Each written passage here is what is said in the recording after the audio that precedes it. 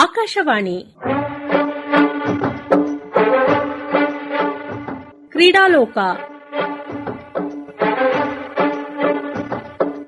ಸಾಪ್ತಾಹಿಕ ಕ್ರೀಡಾ ಸಂಚಿಕೆ. ಕೇಳುಗರೆ, ಕ್ರೀಡಾ ಸಂಚಿಕೆಗೆ ಆತ್ಮೀಯವಾದ ಸ್ವಾಗತ. ಇಂದಿನ ಕ್ರೀಡಾ ಸಂಚಿಕೆಯಲ್ಲಿ ಕ್ರೀಡೆಯಾಗಿ ಯೋಗ ವಿಷಯದ ಕುರಿತು ಅಂತಾರಾಷ್ಟ್ರೀಯ ಕರಾಟೆ ಪಟು ಹಾಗೂ ಯೋಗ ತಜ್ಞರಾದ ಡಾ ಪಿ ರಾಘವೇಂದ್ರ ಜೊತೆಗೆ ಸಂವಾದ.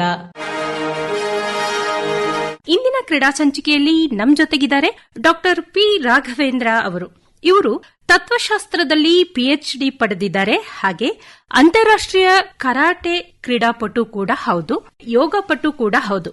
ಕ್ರೀಡೆಯಾಗಿ ಯೋಗ ವಿಷಯದ ಕುರಿತು ಇವರ ಜೊತೆ ಮಾತನಾಡೋಣ. ನಮಸ್ಕಾರ ರಾಘವೇಂದ್ರ ಅವರೇ, ಕ್ರೀಡಾಲೋಕ ಕಾರ್ಯಕ್ರಮಕ್ಕೆ ಆತ್ಮೀಯವಾದ ಸ್ವಾಗತ. ನಮಸ್ಕಾರ ಮೇಡಮ್. ರಾಘವೇಂದ್ರ ಅವರೇ, ನಿಮ್ಮ ಪರಿಚಯ ನಮ್ಮ ಕೇಳುಗರಿಗೆ ಆಗ್ಬೇಕು. ಹೇಳಿ ನಿಮ್ಮ ಹಿನ್ನೆಲೆಯ ಕುರಿತಾಗಿ. ನಾನು ಡಾಕ್ಟರ್ ಪಿ ರಾಘವೇಂದ್ರ ಅಂತ. ನನ್ನ ಊರು ಹುಬ್ಬಳ್ಳಿ. ವಿದ್ಯಾಭ್ಯಾಸ ಎಲ್ಲ ಆಗಿರೋದು ಹುಬ್ಬಳ್ಳಿಯಲ್ಲಿ. ಆನಂತರ ಪೋಸ್ಟ್ ಗ್ರಾಜುಯೇಷನ್ ಪಿಎಚ್ಡಿ ಆಗಿರೋದು ಕರ್ನಾಟಕ ಯೂನಿವರ್ಸಿಟಿ ಧಾರವಾಡದಲ್ಲಿ. ಈಗ ಬೆಂಗಳೂರು ಯೂನಿವರ್ಸಿಟಿನಲ್ಲಿ ಪ್ರಾಧ್ಯಾಪಕನಾಗಿ ಕಾರ್ಯವನ್ನು ನಿರ್ವಹಿಸುತ್ತಿದ್ದೇನೆ. ತತ್ವಶಾಸ್ತ್ರದಲ್ಲಿ ನೀವು ಅಗಾಧವಾದ ಪಾಂಡಿತ್ಯವನ್ನ ಹೊಂದಿದ್ದೀರಿ. ಭಾರತೀಯ ತತ್ವಶಾಸ್ತ್ರದಲ್ಲಿ ನಿಮಗೆ ಆಸಕ್ತಿ ಮೂಡಲಿಕ್ಕೆ ಕಾರಣ ಏನು? ನಮ್ಮ ಅಜ್ಜ ಅವರು ಒಂದು ಶ್ರೀರಾಮ ದೇವಸ್ಥಾನ ಸ್ಥಾಪನೆ ಮಾಡಿದ್ದಾರೆ. ಮತ್ತೆ ನಮ್ಮ ಅಜ್ಜಿಯವರು ಶಕ್ತಿ ಮಾತೆ ದೇವಸ್ಥಾನವನ್ನು ಪ್ರತಿಷ್ಠಾಪನೆ ಮಾಡಿದ್ದಾರೆ. ಹಾಗಾಗಿ ಇದು ಜೀನ್ಸ್ ನಲ್ಲೇ ಇತ್ತು. ಬಟ್ ಈ ತತ್ವಶಾಸ್ತ್ರ ಫೀಲ್ಡ್ ಅನ್ನ ಆರಿಸಿಕೊಳ್ಳಿಕ್ಕೆ ಮುಖ್ಯವಾದ ಪರ್ಸನಾಲಿಟೀಸ್ ಯಾರಂದ್ರೆ ಪ್ರೊಫೆಸರ್ ಕೆ.ಎ. ಪ್ರಸಾದ್ ಅಂತ. ಅವರು ವೇಲಾಂಗಣಿ ಎಜುಕೇಶನ್ ಟ್ರಸ್ಟ್ ಸೊಸೈಟಿಯ ಚೇರ್ಮನ್. ಆನಂತರ ಈ ತತ್ವಶಾಸ್ತ್ರ ಸಬ್ಜೆಕ್ಟ್ ನಲ್ಲಿ ನನಗೆ ಇಂಟ್ರೆಸ್ಟ್, ಮತ್ತೆ ಈಗ ನಾನು ಪ್ರಾಧ್ಯಾಪಕನಾಗಿ ಇರಲಿಕ್ಕೆ ಕಾರಣ ಪ್ರೊಫೆಸರ್ ಬಿ.ಪಿ. ಸಿದ್ದಾಶ್ರಮ ಅವರೇ. ಸರ್, ಹಾಗೆ ಕರಾಟೆ ಕ್ರೀಡೆಯಲ್ಲಿ ಅಂತಾರಾಷ್ಟ್ರೀಯ ಮಟ್ಟದಲ್ಲಿ ಸಾಧನೆಯನ್ನ ಮಾಡಿದ್ರೆ ಈ ಕುರಿತಾಗಿ ಹಂಚಿಕೊಳ್ಳಿ. ಈ ಆಸಕ್ತಿ ನನ್ನಲ್ಲಿ ಮೂಡಿಸಿದ್ದು ನಮ್ಮ ಅಜ್ಜ ಅವರೇ, ಶ್ರೀ ವೆಂಕಟಸ್ವಾಮಿ ಅಂತ. ಅವರ ಅನುಗ್ರಹದಿಂದನೇ ಈ ಸ್ಫೂರ್ತಿ ನನ್ನಲ್ಲಿ ಬಂತು. ನಾನು ವಿದ್ಯಾಭ್ಯಾಸ ಮಾಡಿದ್ದು ಸೆನ್ಸಾಯ್ ಜಾರ್ಜ್ PM ಅಂತ, ಕೇರಳದವರು. ಅವರ ಅಂಡರ್ನಲ್ಲಿ ನಾನು ನನ್ನ ಬೇಸಿಕ್ ಟ್ರೈನಿಂಗ್ ಅನ್ನ ಅಲ್ಲಿ ಮುಗಿಸಿದೆ. ಆ ನಂತರ ಜಪನೀಸ್ ಮಾಸ್ಟರ್ ತದಾಶಿ ಇಶಿಕಾವಾ ಅಂತ ಅವರ ಅಂಡರ್ನಲ್ಲಿ ಮುಗಿಸಿದೆ. ಹೀಗೆ ನನ್ನ ಜರ್ನಿ ಮಾರ್ಷಲ್ ಆರ್ಟ್ಸ್ ನಲ್ಲಿ ಪ್ರಾರಂಭವಾಯಿತು. ಸರ್, ಅನೇಕ ಕರಾಟೆ ಚಾಂಪಿಯನ್ಶಿಪ್ ಅಲ್ಲಿ ಭಾಗವಹಿಸಿದ್ದೀರಿ. ಹಾಗೆ ಅನೇಕ ಪದಕಗಳನ್ನು ಕೂಡ ನಮ್ಮ ದೇಶಕ್ಕೆ ತಂದಿದ್ದೀರಿ. ಕರ್ನಾಟಕವನ್ನ ಪ್ರತಿನಿಧಿಸಿ ರಾಷ್ಟ್ರ ಮಟ್ಟದಲ್ಲೂ ಕೂಡ ನೀವು ಸಾಧನೆ ಮಾಡಿದ್ದೀರಿ. ಆ ಕುರಿತಾಗಿ ಹೇಳಿ. ಪ್ರತಿಯೊಂದು ಸ್ಪೋರ್ಟ್ ನಲ್ಲಿ ಏನಂದ್ರೆ ಅದಕ್ಕೆ ಆದಂತ ಒಂದು ಹೆಲ್ತ್ ಬೆನಿಫಿಟ್ಸ್ ಇರುತ್ತೆ. ಆದ್ರೆ ಮಾರ್ಷಲ್ ಆರ್ಟ್ಸ್ ಏನಂತಂದ್ರೆ it is a complete package. ಅದರಲ್ಲಿ ನಿಮಗೆ ಹೆಲ್ತ್ ಬೆನಿಫಿಟ್ಸ್ ಸಿಗುತ್ತೆ, ನಿಮ್ಮ ಕಾನ್ಫಿಡೆನ್ಸ್ ಸಿಗುತ್ತೆ. ಹಾಗಾಗಿ ಸೆಲ್ಫ್ ಡಿಫೆನ್ಸ್ ಅನ್ನೋದೇನು ತುಂಬಾ ಇಂಪಾರ್ಟೆಂಟ್ ಆಸ್ಪೆಕ್ಟ್ ಇದೆಯೋ ಅದು ಇದೆ. ಸೊ ಹಾಗಾಗಿ ನನಗೆ ಅನಿಸಿಕೆ ಏನಂತಂದ್ರೆ ಪ್ರತಿಯೊಬ್ಬರು ಯಾರು ಯೋಗ ಮಾಡಲಿ ಅಥವಾ ಯಾವುದೋ ಸ್ಪೋರ್ಟ್ ಮಾಡಲಿ, ಸೆಲ್ಫ್ ಡಿಫೆನ್ಸ್ ಅನ್ನೋದು ತುಂಬಾ ತುಂಬಾ ಇಂಪಾರ್ಟೆಂಟ್. ಈಗಿನ ಸರ್ಕಮ್ಸ್ಟಾನ್ಸಸ್ ಸಿಚುವೇಶನ್ಸ್ ಎಲ್ಲ ನೋಡಿದಾಗ martial arts is a must. ಪ್ರತಿಯೊಬ್ಬರಿಗೆ ಅದು ಯಾವುದೋ ಸ್ಟೈಲ್ ಇರಲಿ, ಇರ್ರೆಸ್ಪೆಕ್ಟಿವ್ ಆಫ್ ದ ಸ್ಟೈಲ್, ಪ್ರತಿಯೊಬ್ಬರು ಮಾರ್ಷಲ್ ಆರ್ಟ್ಸ್ ಕಲಿಲೇಬೇಕು. ಅಂತಾರಾಷ್ಟ್ರೀಯ ಮಟ್ಟದ ಚಾಂಪಿಯನ್ಶಿಪ್ಗಳಲ್ಲೂ ಭಾಗವಹಿಸಿದ್ರಿ. ಅದರಲ್ಲಿ ಪ್ರಮುಖವಾಗಿ ಕರಾಟೆ ಚಾಂಪಿಯನ್ಶಿಪ್ ನಿಮಗೆ ನೆನಪುಳಿಯೋದಾದರೆ ಯಾವುದು? ನನಗೆ ನೆನಪುಳಿಯೋದಾದ್ರೆ ನನ್ನ ಫಸ್ಟ್ ಚಾಂಪಿಯನ್ಶಿಪ್ ಅದು ಬಂದು ರಾಣೆಬೆನ್ನೂರಿನಲ್ಲಿ ನಡೆಯಿತು. ಯಾವಾಗ್ಲೂ ಪ್ರಥಮ ಚಾಂಪಿಯನ್ಶಿಪ್ ಯಾವಾಗ್ಲೂ ನೆನಪಲ್ಲಿ ಉಳಿಯುತ್ತೆ. ಸೊ ಇದು ಒಂದು ನೆನಪಿದೆ. ಆನಂತರ ವರ್ಲ್ಡ್ ಚಾಂಪಿಯನ್ಶಿಪ್ ಒಂದು ಆಗಿರೋದು ಮುಂಬೈನಲ್ಲಿ. ಇವೆರಡು ನನಗೆ ನೆನಪಿದೆ. ಏನಂತಂದ್ರೆ ತುಂಬಾ ಕಂಟ್ರೀಸ್ಲಿಂದ ಎಲ್ಲ ಬರ್ತಿದ್ರು. ಐ ಮೀನ್ ನೈಜೀರಿಯಾ ಆಗ್ಲಿ, ಸೌತ್ ಆಫ್ರಿಕಾ, ಡಿಫ್ರೆಂಟ್ ಪ್ಲೇಸಸ್ ಎಲ್ಲ ಬರ್ತಿದ್ರು. ಹಾಗಾಗಿ ಅವ್ರಿಗೆ ಏನಂತಂದ್ರೆ ಹೈಟ್ ವೇಟ್ ಅನ್ನೋದು ಸ್ವಲ್ಪ ಅವ್ರಿಗೆ ಅಡ್ವಾಂಟೇಜ್ ಆಗಿರ್ತಿತ್ತು. But technique is very important. Technique, speed, accuracy ಅನ್ನೋದು ಇದು ತುಂಬಾ ಇಂಪಾರ್ಟೆಂಟ್. ಸೊ ಅದರಿಂದ ಇನ್ನೊಂದು ಏನಂದ್ರೆ ತುಂಬಾ ಇಂಪಾರ್ಟೆಂಟ್ ಫಿಸಿಕಲ್ ಟ್ರೈನಿಂಗ್ ಗಿಂತ ಮೆಂಟಲ್ ಟ್ರೈನಿಂಗ್ ಅನ್ನೋದು ಏನಿದೆ that is very very important. Physical training ಎಷ್ಟೋ ಇರಲಿ, ಮೆಂಟಲ್ ಟ್ರೈನಿಂಗು, ಮೆಂಟಲ್ ಕಂಡೀಷನಿಂಗ್ ಇರಲಿಲ್ಲ ಅಂತಂದ್ರೆ ಆ ವ್ಯಕ್ತಿ ಟೂರ್ನಮೆಂಟ್ ನಲ್ಲೇ ಅಷ್ಟೇ ಅಲ್ಲ, ಜೀವನದಲ್ಲಿನೂ ಸಕ್ಸೀಡ್ ಆಗ್ಲಿಕ್ಕೆ ಕಷ್ಟನೇ. ಸರಿ, ಈ ಕರಾಟೆಯಲ್ಲಿ ಪ್ರಮುಖವಾಗಿ ಎಷ್ಟು ಭಾಗಗಳಿದೆ? ನಮಗೆ ಕರಾಟೆ ಅನ್ನೋದು ಗೊತ್ತು, ಬಟ್ ಅದರಲ್ಲೂ ವಿಭಾಗಗಳಿದೆ, ಬೇರೆ ಬೇರೆ ಇವೆಂಟ್ಸ್ ಇದೆ ಅಂತ ಗೊತ್ತು. ಸೊ ನೀವೊಬ್ಬರು ಕೋಚ್ ಆಗಿನೂ ಕೂಡ ಕರಾಟೆಯನ್ನ ಕಲಿಸಿದ್ದೀರಿ. ಇದ್ರ ಕುರಿತಾಗಿ ಏನ್ ಹೇಳ್ತೀರಿ? ಪ್ರತಿಯೊಂದು ರೀಜನ್ ನಲ್ಲಿ ಸೆಲ್ಫ್ ಡಿಫೆನ್ಸ್ ಆರ್ಟ್ ಅನ್ನೋದು ಒಂದು ಡೆವಲಪ್ ಆಗಿದೆ. ಹಾಗಾಗಿ ಒಂದೇ ಜಿಯೋಗ್ರಫಿಕಲ್ ಬೌಂಡ್ರಿಗೆ ಸೀಮಿತವಾಗಿ ಇಲ್ಲಿಂದೇ ಹುಟ್ಟಿತು, ಇಲ್ಲಿಂದೇ ಬಂತು ಅನ್ನೋದು ದಟ್ಸ್ ಅ ನ್ಯಾರೋ ಮೆಂಟಾಲಿಟಿ. ನಮ್ಮ ಟ್ರೆಡಿಷನ್ ಏನಿದೆಯಲ್ಲ, ಮಾರ್ಷಲ್ ಆರ್ಟ್ಸ್, ಸೆಲ್ಫ್ ಡಿಫೆನ್ಸ್ ವಿದ್ಯೆ, ಇದು ಉದ್ಭವ ಆಗಿದ್ದು ಶಿವನಿಂದನೇ. ಹಾಗಾಗಿ ನಾವು ಸಿಲಂಬವನ್ನು ನೋಡಿದ್ರೆ ಅದು ಕುಮಾರಸ್ವಾಮಿಯಿಂದ ಆಗಿರ್ಬೋದು, ಆನಂತರ ಪರಶುರಾಮರಲಿಂದ ಆಗಿರ್ಬೋದು, ಆನಂತರ ಲೇಟರ್ ಸ್ಟೇಜ್ ನಲ್ಲಿ ನಾವು ನೋಡ್ತೀವಿ ಬೋಧಿ ಧರ್ಮ ಅಂತ. ಸೊ ಹಾಗಾಗಿ ಪ್ರತಿ ಒಂದು ಕಡೆ ಸ್ಪ್ರೆಡ್ ಆಗಿದೆ. ಫಾರ್ ಎಕ್ಸಾಂಪಲ್ ಟೈಕೊಂಡೋ ಅಂತಂದ್ರೆ ಅವರು ತುಂಬಾ ಲೆಗ್ಸ್ ಮೇಲೆ ಅವರು ಫೋಕಸ್ ಮಾಡ್ತಾರೆ. ಈಗ ಜೂಡೋ ಅಂತಂದ್ರೆ ಗ್ರಾಪ್ಲಿಂಗ್ ನಲ್ಲಿರುತ್ತೆ. ಈಗ ಜುಜುಟ್ಸು ಅಂತಂದ್ರೆ ಅದು ಕರಾಟೆ ಅಂಡ್ ಜೂಡೋ ಎರಡು ಫ್ಯೂಷನ್ ಆಗಿ ಅದು ಬರುತ್ತೆ. ಈಗ ಮ್ಯೂಯ್ ಥಾಯ್ ಅಂತಂದ್ರೆ ಎಲ್ಬೋಸು, ನೀಸು ಇದನ್ನ ಯೂಸ್ ಮಾಡ್ತಾರೆ. ಒಂದೊಂದು ಸ್ಪೆಷಲೈಸೇಷನ್ ಅನ್ನ ಅವರು ಮಾಡ್ಕೊಂಡ್ಬಿಟ್ಟು ಹಾಗೆ ಅದು ಒಂದೊಂದು ಹೆಸರಾಗಿ ಉಳಿತು. But as A marshal artist ನಮಗೆ ಪ್ರತಿಯೊಂದು ಮಾರ್ಷಲ್ ಆರ್ಟ್ ಮೇಲೆ ಆ ರೆಸ್ಪೆಕ್ಟ್ ಇರಬೇಕು. ಹಾಗಾಗಿ ನಾನು ಪ್ರಾಕ್ಟೀಸ್ ಮಾಡುವಂತಹ ಸ್ಟೈಲೇ ಉತ್ತಮವಾದದ್ದು, ಶ್ರೇಷ್ಠವಾದದ್ದು, ಉಳಿದಿದ್ದೆಲ್ಲ ಕನಿಷ್ಠ ಅನ್ನೋ ಮನೋಭಾವ ಒಂದು ನಿಜವಾದ ಮಾರ್ಷಲ್ ಆರ್ಟಿಸ್ಟ್ ನಲ್ಲಿ ಬರಲೇಬಾರದು. ಆ ಭಾವನೆ ಬಂತು ಅಂದ್ರೆ ಅವನ ಮಾರ್ಷಲ್ ಆರ್ಟ್ ಜರ್ನಿ ಅಲ್ಲಿ ನಿಂತು ಹೋಗುತ್ತೆ. ಅದೊಂದು ಕಲೆ ಬೆಳಿಬೇಕಾದ್ರೆ ಅದು ಸ್ಪೋರ್ಟ್ ಕ್ಯಾಟಗರಿನಲ್ಲಿ ತಂದ್ರೆ ಮಾತ್ರ ಅದು ಬೆಳಿಲಿಕ್ಕೆ ಸಾಧ್ಯ. ಈಗ ಮಾರ್ಷಲ್ ಆರ್ಟ್ಸ್ ಅನ್ನೋದು ಏನಂತಂದ್ರೆ ಅದು ಒಂದು ಸ್ಪೋರ್ಟ್, ಅದೊಂದು ಗೇಮ್ ಅಲ್ಲ. Actually it's a combat art. Martial arts ನಲ್ಲಿ ಬಹಳಷ್ಟು ಡಿವಿಷನ್ಸ್ ಆಗಿದೆ. ಈಗ ನಾನು ಹೇಳಿದೆ, ಈಗ ಶೋಟೋಗಾನ್ ಆಗಿರ್ಬೋದು, ಗುಜುರಿ ಆಗಿರ್ಬೋದು, ಒಕಿನವಾ ಆಗಿರ್ಬೋದು, ಅಕಿಡೋ ಆಗಿರ್ಬೋದು, ಈ ಪ್ರಕಾರ ಬಹಳಷ್ಟು ಡಿವಿಷನ್ಸ್ ಆಗಿಬಿಟ್ಟಿದೆ. ಸೊ ಇಷ್ಟೆಲ್ಲ ಡಿವಿಷನ್ಸ್ ನಲ್ಲಿನೂ ಅವರ ಕಾಟಾಸ್ ಇರ್ಬೋದು, ಅದರಲ್ಲಿ ಕೂಡ ಡಿಫರೆನ್ಸಸ್ ಬರುತ್ತೆ. ಪ್ರಾಕ್ಟೀಸಿಂಗ್ ಸ್ಟೈಲು, ಸ್ಟ್ಯಾನ್ಸ್ ನಲ್ಲಿ ಸ್ಟೈಲು, ಇದೆಲ್ಲ ಡಿಫರೆನ್ಸಸ್ ಬರುತ್ತೆ. ಸೊ ಹಾಗಾಗಿ ಆ ಒಂದು ಅಂಬ್ರೆಲಾನಲ್ಲಿ ತರೋದು ಸ್ವಲ್ಪ ಕಷ್ಟನೇ. ಬಟ್ ಒಬ್ಬ ಕ್ರೀಡಾಪಟುವಾಗಿ ಬೆಳಿಲಿಕ್ಕೆ ಸ್ಪರ್ಧಾತ್ಮಕ ಒಂದು ಮನೋಭಾವ ಇರಲೇಬೇಕು. ಹಾಗಾಗಿ ಚಾಂಪಿಯನ್ಶಿಪ್ಗಳು ಆಗ್ಲೇಬೇಕು. ಒಳ್ಳೇದೇ. ಹಾಗಾಗಿ ಏನಂತಂದ್ರೆ ಪ್ರೊಟೆಕ್ಟಿವ್ ಗೇರ್ ನ ಯೂಸ್ ಮಾಡಿ ಮಾಡಬಹುದು. ಅಂದ್ರೆ ಭವಿಷ್ಯದ ಕುರಿತಾಗಿ ಒಂದು ಭದ್ರತೆ ಬೇಕಂತಂದ್ರೆ, ಕ್ರೀಡೆ ಬೆಳವಣಿಗೆ ಹೊಂದಬೇಕಂತಂದ್ರೆ ವರ್ಲ್ಡ್ ಚಾಂಪಿಯನ್ಶಿಪ್ ಅಥವಾ ಒಲಿಂಪಿಕ್ಸ್ ಇದ್ರಲ್ಲೆಲ್ಲ ಅಳವಡಿಸಿಕೊಂಡ್ರೆ ಒಳ್ಳೇದು. ಒಳ್ಳೇದು. ಈಗ ನೋಡಿ ಟೈಕೊಂಡು ಇದೆಯಲ್ವಾ, ಸೊ ಆ ಪ್ರಕಾರ ಮಾಡಬಹುದು. ಅಂದ್ರೆ ಆರ್ಟ್ ಬೆಳಿಬೇಕು ಅಂತಂದ್ರೆ ಈಗ ಸ್ಟೂಡೆಂಟ್ಸ್ ಕೂಡ ಆಗ್ಲಿ ಆ ಪರ್ಟಿಕ್ಯುಲರ್ ಸ್ಪೋರ್ಟ್ ಅನ್ನ ಪ್ರೊಫೆಷನ್ ಆಗಿ ಆರಿಸಬೇಕು ಅಥವಾ ಕಂಪ್ಲೀಟ್ ಲೈಫ್ ಅನ್ನ ಆ ಸ್ಪೋರ್ಟ್ ಗೆ ಡೆಡಿಕೇಟ್ ಮಾಡಬೇಕಂದ್ರೆ ಡೆಫಿನೆಟ್ಲಿ ಅದರಿಂದ ಏನಾದ್ರೂ ಕರಿಯರ್ ಬೆನಿಫಿಟ್ಸ್ ಅಥವಾ ಬೇರೆ ಬೆನಿಫಿಟ್ಸ್ ಇದ್ರೆ ತಾನೇ they can dedicate it. Sir, ನೀವು ತತ್ವಜ್ಞಾನಿ, ಹಾಗೆ ಕರಾಟೆ ಕ್ರೀಡಾಪಟು, ಯೋಗದಲ್ಲಿ ಆಸಕ್ತಿ ಬೆಳಿಲಿಕ್ಕೆ ಕಾರಣ ಏನು? ಅಂದ್ರೆ ನಿಮ್ಮನ್ನು ಯೋಗದಲ್ಲಿ ತೊಡಗಿಸಿಕೊಳ್ಳಲು ಕಾರಣ ಏನು? ಇದಕ್ಕೆ ಕಾರಣ ಪ್ರೊಫೆಸರ್ ಬಿ.ಪಿ. ಸಿದ್ದಾಶ್ರಮ ಅವರೇ. ಅವರು ನನ್ನ ಪ್ರೊಫೆಸರ್, PhD ಇನ್ ಫಿಲಾಸಫಿ ಮತ್ತೆ PhD ಇನ್ ಸಂಸ್ಕೃತ್ ಕೂಡ, ದೊಡ್ಡ ವಿದ್ವಾಂಸರು. ನಾನು ಯೋಗ ಕಲೀಲಿಕ್ಕೆ ಅವರೇ ಕಾರಣ. ಯೋಗ ಮತ್ತೆ ಮಾರ್ಷಲ್ ಆರ್ಟ್ಸ್ ಇದೆಲ್ಲ ಸಾಮಾನ್ಯ ಜನರಿಗೆ ನೋಡ್ಲಿಕ್ಕೆ ಎರಡು ಕಾಂಟ್ರಾಸ್ಟಿಂಗ್ ವಿಚಾರ ಅನಿಸಬಹುದು. ಒಂದು ಶ್ಲೋಕ ಇದೆ, ಏನ್ ಹೇಳ್ತೆ ಅಂದ್ರೆ ವಿದ್ಯಾ ಶಾಸ್ತ್ರಸ್ಥದೇ ವಿದ್ಯಾ ಪ್ರತಿಪತ್ತತೆ ಅಂತ ಹೇಳ್ತಾರೆ. ಅಂದ್ರೆ ವಿದ್ಯಾ ಅನ್ನೋದೇನಿದೆ ಅದು ಶಾಸ್ತ್ರವೂ ಆಗಿರ್ಬೇಕು, ಶಸ್ತ್ರನೂ ಆಗಿರ್ಬೇಕು. ಇದು ಎರಡೂ ಬೇಕು.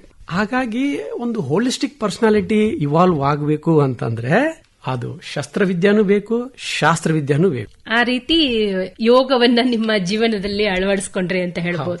ಯೋಗದಲ್ಲಿ ಏನಾದ್ರೂ ಅಧ್ಯಯನ ಮಾಡಿದ್ದೀರಾ? ಹೌದು, ಮಾಡಿದ್ದೀನಿ. ಅದ್ರ ಕುರಿತು ಸಾಕಷ್ಟು ಲೇಖನಗಳು ಕೂಡ ಬರೆದಿದ್ದೇನೆ. Post graduate diploma in yoga ಮಾಡಿದ್ದೇನೆ. ಹಾಗಾಗಿ ಯೋಗಾಸನದಲ್ಲಿ ಪ್ರಥಮ ಶ್ರೇಣಿ ಪಡೆದಿದ್ದೆ ಯೂನಿವರ್ಸಿಟಿನಲ್ಲಿ. International congress of yoga and spiritual ಸೈನ್ಸ್ಗೆ ಕೂಡ ಟ್ರೆಜರರ್ ಆಗಿದ್ದೇನೆ. ಅದೊಂದು ಇಂಟರ್ನ್ಯಾಷನಲ್ ಬಾಡಿ.